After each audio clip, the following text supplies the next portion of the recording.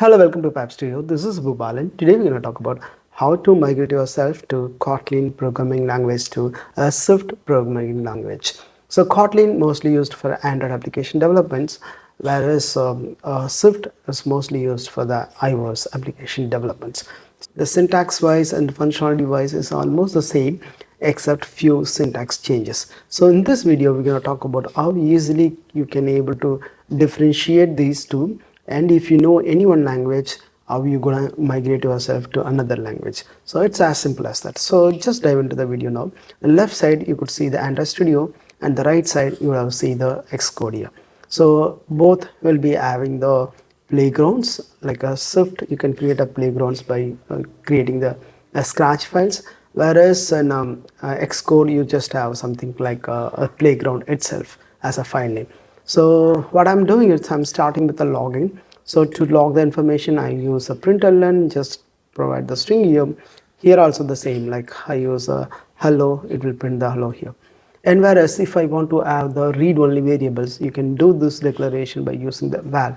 So val name, I'm just providing the name, that's Muruga, and then I'm println, that's print that information here. You could have seen that I put right opposite to this one. And whereas if I want to have the read-only variables, I can use it through the let. So let variable name, and we will have to uh, provide the values here, and then print that gonna print this value as it is, as simple as that. So if I want a variable that has to be a mutable, then which means that that value gonna change over the period of the time, then I could have say var and variable name, and just providing the name as of that particular variable. Then I'm changing the name that specific variable, the line number 10, I'm then printing it out. Now the updated value should be Shiva, that gonna print it here. The same I'm using the var here, so here it's getting matched. So I will like Swift and Kotlin is getting matched here. Both will be having the var keyword to declare the mutable variables. So I'm just doing the var and Shiva and changing it to Shiva. Then I'm just printing this value as this value. Now you could see that this will be having the Shiva. And the next one is a for loop. It's pretty much simple. It's almost the same except it's having the close and open and close braces. So I'm just creating the for loop by for loop in variable, and in it will be having the lowest bound, it's in a higher bound. So start from 0 to 10 by having the two dots between, whereas in a Swift it has a three dots. So for I and in 0 and 3 dots and 10, it's a lower bound, it's upper bound. Then I'm just printing this values here. You could see that is getting printed as like this. And for functional declarations, you have to say fun and the function name and the parameter a and b, and the return type has to be specified after colon. Whereas here the same, the func, here the keyword is fun, here the keyword is a func, we can call it a fun c, and the name and the variables names here, and the return type is hyphen co and right arrow, and the return type you have to specify your return, as simple as that. Some both are the same, both are almost same. The only difference is a func is a func, and the return is we are using the colon and we are using the hyphen colon. That's the only difference. And you can call that function just like add and 3 comma 5 here. The variable name is optional, so you just have to just say 3 comma 5 as it is, it automatically takes care of it. But whereas here you must specify the variable names, like if you say add, I have to say a colon and b colon, then it has to specify the values here. If your function has some default values, you can specify those default value like this, like username, and the string is optional. Here I'm setting some null, whereas here you're supposed to specify some nil. So that's one different, is a null and nil, and it's gonna return the boolean. Here also it's gonna return boolean. So here I specified hyphen on the right arrow, right? So here we would have said the let statement that gonna check the null values over the period of the time, and if it's not null, then we're gonna check then value is equal to admin and password is equal to pass, then return that specific value, like that returning as a true. In case if you are providing something else, then we are returning false. And in case if username is null, then I'm also returning the false here. The same operation has been done on the right side. You could have seen that we were using the godlet. I'm taking the name from the username, and the else statement, in case if the username is null, then I'm going to return the return false, which means I'm returning back to the false. It's because null, the name is null. In case name has some value, like username has some value, then I'm checking that value against to admin and password is equal pass. If both are matching, then I'm returning true here. Otherwise, in the rest of the cases, it goes as a false. So how I'm calling it, but by default, I can pass it like this: sign in. So it will take the default value of null and trying to do it one. So in case if I pass username as admin, you could see that this test case getting passed here. There you go. If you go all the way down, and you see that it's returning true. So here I'm returning in the right side. For shift, I'm just passing nil, and password secular admin, of course, is going to fail and gives a false. Let's say I'm keep passing password as pass. Here I'm saying admin. You could have seen that it going to return your true for you. So for this, you just have to execute. If you execute and see, you could see that it's gonna return true for you, right? So this is as simple as that. So over the time, if you start doing the programming, you will get to know more information about it. And to create a class and class name and a variable, you can specify either where and like first name, last name. This is how you're supposed to do it on Kotlin, and this is a default constructor.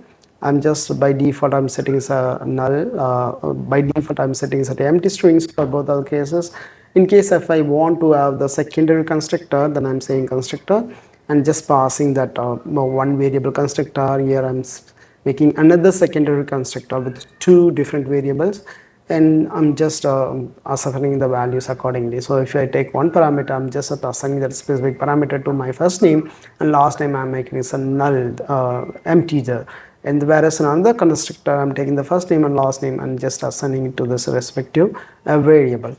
So whereas in the right side, I'm using for the shift, I'm creating the employee the same way. I'm creating two variables inside by default setting as nil, and then there is something like this a default constructor, I could say, like init, and that's gonna give us all possible values here, and then assigning that specific value into the respective parameters. Whereas if I want a secondary constructor, then I am supposed to say convenience init.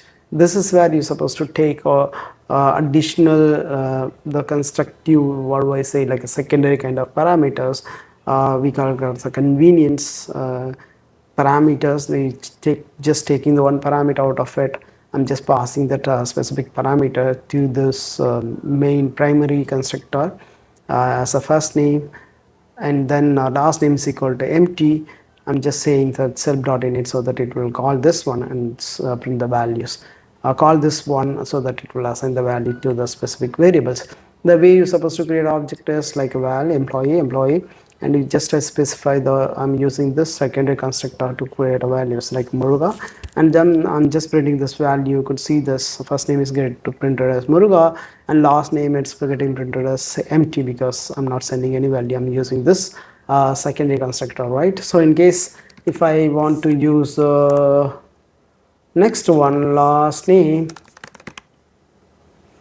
uh, let's say I want to use another constructor which is something, it takes a first name, uh, employee first name as Muruga and last name as Shiva. You could see that it will be printed as Muruga and Shiva down the line, right? So here the same thing, I'm creating using the let because I don't want to change this value anymore, and then saying that I'm just specifying the Bob as my first name. I'm just using this convenient constructor, then I'm dumping this value. You could see that values get dumped here. It's by default setting Bob, and for last name it's setting empty because I'm not passing any variables. So in case if I want to use this constructor, again I would say that value emp1, and I would say employee and first name, this one Shiva, and last name Muruga. If I run this program, like I'm dumping this value, dump means it's gonna print this entire object. That's what dump is means for. Oh, here it does specify let. Some confusions here. There you go. You could see the first name is Shiva and last name is Muruga here.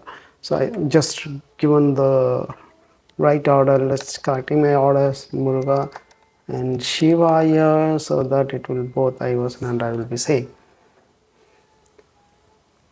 There you go, Muruga and Shiva both are matching.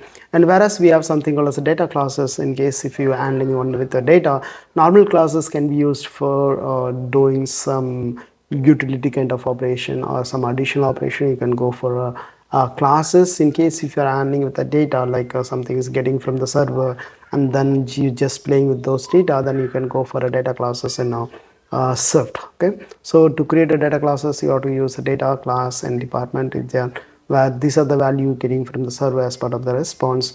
I'm just using it as it is. Okay, so data classes inbuilt has some features like it has a equal function, it has a copy functions in it. Those functions were added by default by the system to make the things easier, whereas the equivalent stuff in Swift is you have to go for a struts. So stat is like it's a value type. Your left side data classes and classes both are the reference type. So if any values by chance get changed, it will be changed all the places wherever it's referred for. Whereas in struts, there is one advantage, like if you are assigning to this specific, you are creating some object and assigning to some other object, means it takes a copy of it and it do the changes only this specific copy. It won't affect the copy, it original copy, right? So that's why we call it as a value type. So value will be passed over that any changes in the specific value affect only that specific variables, not all the variables it's referenced to. Okay, that's why we call this struts as a value type here. So we are creating the department and we're creating two variables, name and count. And the way you're supposed to create object for is department, let department, and now specifying the name and count.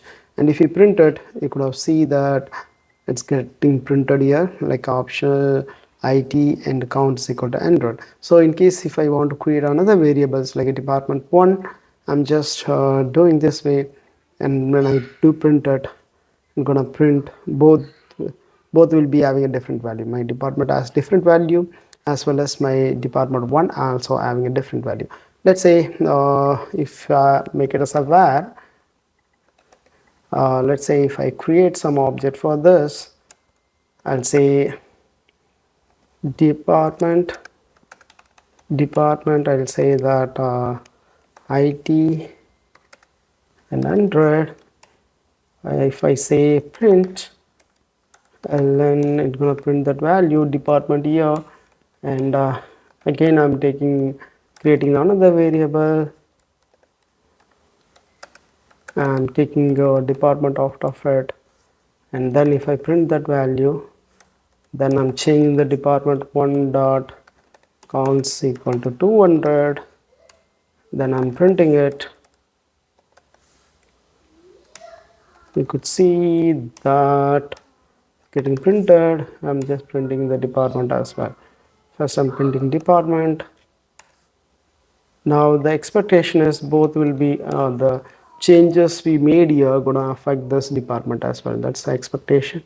Let's see, does it happen or not? Yeah, here you see that, right? So I'm printing the department 200.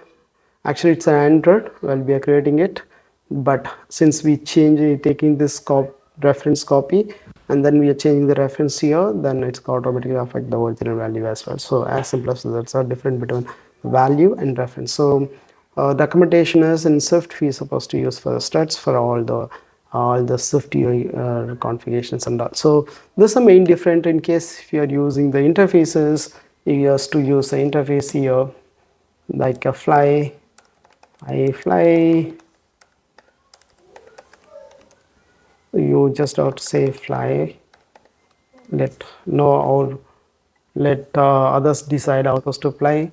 And whereas in Swift you have something called as a protocol. You have to say I fly. Here you have to specify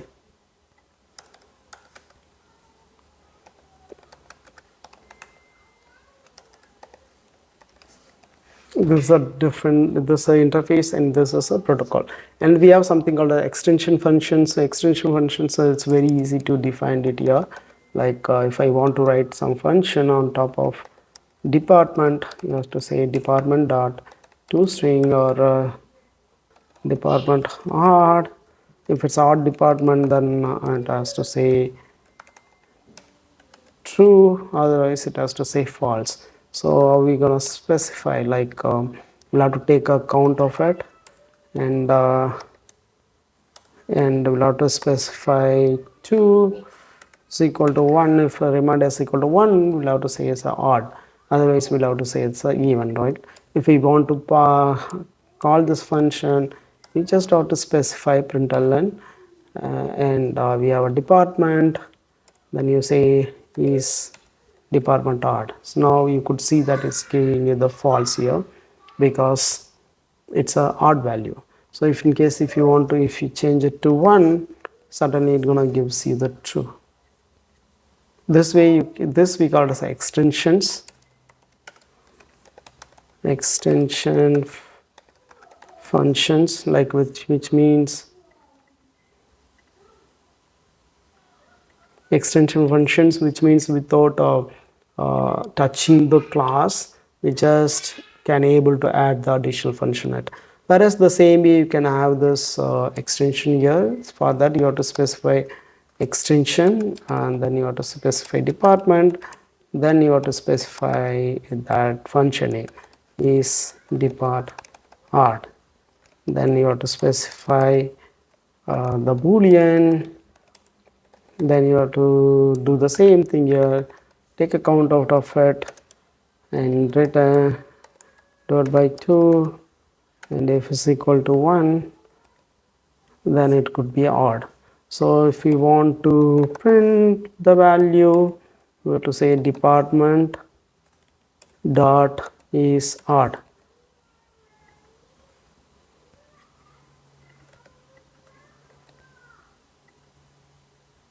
It gives you the false because it's a 200. So if you make it 200, and oh, you have to specify this for a department, right? So let's make it 1, then you could see it's returning true for you. Yeah, there you go. Yeah, this is a way you're supposed to write the extension functions. For other cases, we just say like function, func, and a class will have interface and protocols. If you have a contract, it's a null will be specified null, and null constructor will be constructor and init, and self in case if you want to refer the local values, it's we can say it's this. Here we can say self, and immutable can be val and let, we already seen. And exception handling we can do with a try. Here we'll try with a do. Here we on Swift we call as a do and try, seems like. And a void return types by default is a unit in Kotlin, whereas in Swift we have something called as a void. And in Swift we call it a class is common for both the things, and protocol we are just seen, so we call it as interfaces, we call it as a protocol. You would have seen that we created there. And in Kotlin we call it as interfaces as like a Java, and in Swift we have something extensions. Here we call it as extension functions. So I just showed you how you're supposed to write this one, right? And Swift we call it a boolean bool, and Kotlin we call it a boolean. Now array can be so 3 things: array, list, mutable list kind of things. And we have set, set the map. Here we have something called as a dictionary. So that's a difference between the collections. And these are the different way you can create a functions. So just go through this one. We already covered almost everything. So at this point in time, this is how you're supposed to migrate yourself to Kotlin to Swift and Swift to Kotlin. So we have to explore more with this knowledge. In upcoming video we are trying to develop the Swift UI, which is as equivalence Jetpack Compose. Let me try to justify you how Jetpack Compose and Swift is almost the same, and same paradigm or same declarative program they were using it.